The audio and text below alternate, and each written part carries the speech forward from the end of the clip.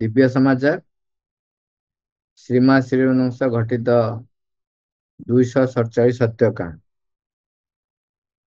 ମୂଳ ରଚନା ଶ୍ୟାମ କୁମାରୀ, ରୂପାନ୍ତର ଧ୍ରୁବଚରଣ ହୋତା। ଭେନିଜୁଏଲା ସହରରେ 1975 ମସିହାରେ G America, Canada, West Indies, Jamaica ଏବଂ ଦକ୍ଷିଣ ଆମେରିକାର କେତେକ ଦେଶକୁ ଶ୍ରୀଅରବିନ୍ଦ କେନ୍ଦ୍ର ସ୍ଥାପନ କରିବାକୁ ଯାଉଥିଲେ।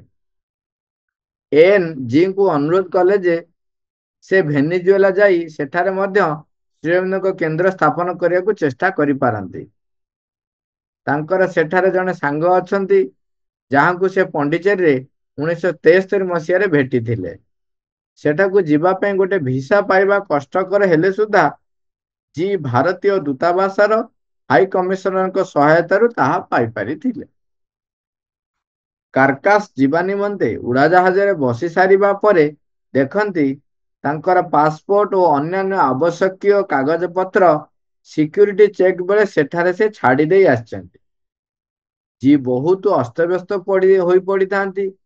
କଣ କରିବେ ଆଦୌ ଜାଣିପାରୁନାହାନ୍ତି। ଗୋଟେ ବିଦେଶୀ ରାଜ୍ୟରେ ପାସପୋର୍ଟ ଓ ଅନ୍ୟାନ୍ୟ ଆବଶ୍ୟକୀୟ କାଗଜପତ୍ର ଦେଖାଇ ନ ପାରିଲେ ସିଧା ହାତ କଡ଼ି ପକାଇ ଜେଲକୁ ନେଇଯିବେ। ବ୍ୟଗ୍ର ହୋଇ ସେ ଶ୍ରୀମାଙ୍କୁ ଆକୁଳ ପ୍ରାର୍ଥନା କଲେ, ହେ ମା, ତୁମ ତରଫରୁ ମୁଁ ଏହି ଯାତ୍ରା କରୁଅଛି। ଯଦି ମୁଁ ଲାଞ୍ଛନା ପାଏ, ତୁମ ନିଜର କାମ ପାଇଁ ସୃଷ୍ଟି କରିଥିବା ଶ୍ରୀଅରବିନ୍ଦ ସୋସାଇଟି ବଦନାମ ହେବ। ତୁମେ ପୃଥିବୀରେ ଶ୍ରୀଅରବିନ୍ଦଙ୍କ ବାଣୀ ପ୍ରଚାର ଓ ପ୍ରସାର କରିବା ନିମନ୍ତେ ମୋତେ ଅନୁମତି ଦେଇଅଛ। ସେ ଏହିପରି ଧ୍ୟାନସ୍ଥ ଥିବା ସମୟରେ ଜାହାଜର ଚାଳକ ସ୍ପେନ ଭାଷାରେ ଘୋଷଣା କଲେ ଯେ କେତେକ ଅଚାନକ ଯାନ୍ତ୍ରିକ ଅସୁବିଧାରୁ ଜାହାଜଟି ପୁନଶ୍ଚ ମୂଳ ସ୍ଥାନକୁ ଫେରି ଯାଉଅଛି। ଜାହାଜଟି ଯାଇ ପହଞ୍ଚିଲା ମାତ୍ରେ ଜି ସିକ୍ୟୁରିଟି କାଉଣ୍ଟରକୁ ଧାଇଁ ଯାଇ ଦେଖନ୍ତି ଠିକ ସେଇ ଜାଗାରେ ତାଙ୍କର ସବୁ କାଗଜ ପତ୍ର ପୂର୍ବ ପରି ରହିଅଛି। ଖୁବ ଶୀଘ୍ର ଘୋଷଣା କରାଗଲା ଯାନ୍ତ୍ରିକ ଅସୁବିଧା ସଜଡା ହୋଇଗଲା ଓ ଖୁବ ଶୀଘ୍ର ଜାହାଜ ଛାଡିବ। ଜି ବର୍ତ୍ତମାନ ଅନୁଭବ କଲେ ଏହି ଭାବରେ ଶ୍ରୀମା ତାଙ୍କ ପିଲାମାନଙ୍କୁ ରକ୍ଷା କରିଥାନ୍ତି। ତାଙ୍କର ଦୁଇ ଚକ୍ଷୁରୁ ଆନନ୍ଦ ଓ କୃତଜ୍ଞତାର ଲୁହ ବହିବାକୁ ଲାଗିଲା। ସାଧାରଣତଃ ଅନେକ ସମୟରେ ଯେଉଁମାନେ ବିଶ୍ୱାସ କରନ୍ତି ନାହିଁ ଭଗବତ ଉପସ୍ଥିତିକୁ, ସେମାନେ କୁହନ୍ତି ଏଇଟା ଗୋଟେ ଆକ୍ସିଡେଣ୍ଟାଲି ଘଟିଲା, ତାତ୍କାଳିକ ଘଟିଲା ବୋଲି କୁହନ୍ତି। କିନ୍ତୁ ଆକୁଳ ପ୍ରାର୍ଥନା ଏବଂ ତାର ଉତ୍ତର ଆପଣ ଦେଖିବେ, ଯେତେବେଳେ ଆକୁଳ ପ୍ରାର୍ଥନା ହୁଏ ସେତେବେଳେ କେବେ ନା କେବେ କିଛି ନା କିଛି ନିଶ୍ଚୟ ଘଟେ ଏବଂ ସମସ୍ୟା ସମାଧାନ ହେଇଥାଏ। ସବୁ ସମୟରେ ସମସ୍ତଙ୍କ ପାଖରେ। ସେଇଥିପାଇଁ କୁହନ୍ତି ଅଲ୍ ସିନସିୟର ପ୍ରେୟାର୍ସ ଆର୍ ଗ୍ରାଣ୍ଟେଡ୍। ସେ ନିଷ୍ଠାପର ପ୍ରାର୍ଥନା, ଏମିତି ଥଟ୍ଟା କରିଲା ଭଳିଆ କଥା ନାହିଁ। କାରକାସ ଭେନିଜୁଏଲାର ରାଜଧାନୀ। ଜିଙ୍କର ଏଠାରେ କାହାରି ସହ ପରିଚୟ ନଥାଏ। କେବଳ ଆସିବା ସମୟରେ ଏନ୍ ତାଙ୍କର ଜଣେ ଚିହ୍ନା ପରିଚୟ ଭଦ୍ର ମହିଳା ଓଲୋଗା ମାଗୋଙ୍କ ଠିକଣା ଦେଇଥିଲେ। ସେଇ ଭଦ୍ର ମହିଳାଙ୍କ ଟେଲିଫୋନ ନମ୍ବର ମଧ୍ୟ ଜିଙ୍କୁ ଜଣା ନଥାଏ।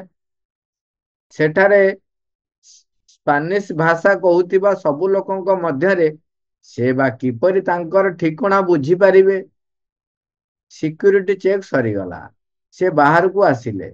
ଗୋଟିଏ ଟ୍ୟାକ୍ସି ଅପେକ୍ଷାରେ ଥାନ୍ତି। ହଠାତ୍ ଜଣେ ଭଦ୍ର ମହିଳା ନିକଟକୁ ଆସିକି ଇଂରାଜୀ ଭାଷାରେ ସେ ପିନ୍ଧିଥିବା ଶ୍ରୀଅରବିନ୍ଦ ଓ ଶ୍ରୀମାଙ୍କ ସିମ୍ବଲ ଦୁଇଟି ସମ୍ବନ୍ଧରେ ପଚାରି ବସିଲେ। ଆହୁରି ମଧ୍ୟ ଜିଙ୍କୁ କହିଲେ ତାଙ୍କର ଜଣେ ସାଙ୍ଗ ପଣ୍ଡିଚେରୀ ଯାଇଥିଲେ, ଯାହାଙ୍କ ଠାରୁ ଏଇ ସିମ୍ବଲ ସମ୍ବନ୍ଧରେ ସେ ଜାଣିଥିଲେ। ସହସା ଜି ତାଙ୍କର ନାମ ପଚାରିବାରୁ ଭଦ୍ରମହିଳା କହିଲେ ତାଙ୍କ ନାମ ହେଉଛି ମିସେସ୍ ଓଲଗା ମାଗୋ।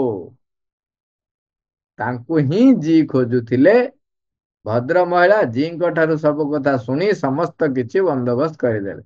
ସେ ଯାହାଙ୍କୁ ଖୋଜୁଥିଲେ ସେ ସେଠି ଯାଇ ପହଞ୍ଚିବା ପରେ, ସିକ୍ୟୁରିଟି ଚେକ୍ ସରିଗଲା ପରେ ଟ୍ୟାକ୍ସି ଅପେକ୍ଷାରେ ଠିଆ ହେଇଛନ୍ତି।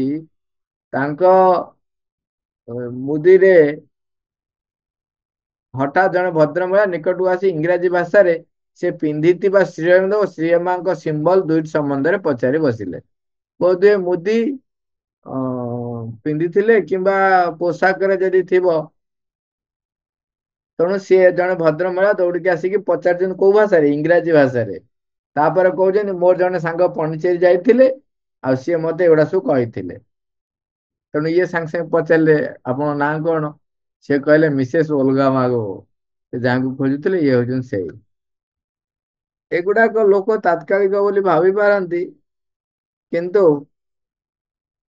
ଆମେ ବିଶ୍ୱରେ ସମସ୍ତେ କୌଣସି ନା କୌଣସି ଶକ୍ତି ଦ୍ଵାରା ପରିଚାଳିତ ହଉ, ଏବଂ ଯିଏ ପରମ ସତ୍ତାଙ୍କ ଉପରେ ବା ସେ ପରମ ଶକ୍ତିଙ୍କ ଉପରେ ତାର ବିଶ୍ୱାସ ନିର୍ଭରତାକୁ ରଖିଛି, ତେବେ ପରମ ଶକ୍ତି ତାଙ୍କର ଉତ୍ତର ଦିଅନ୍ତି। ତେଣୁ ଇଏ ଡାକିଲେ ମାଙ୍କୁ, କହିଲେ, ମା ତାଙ୍କ କଥା ଉତ୍ତର ଶୁଣିଲେ।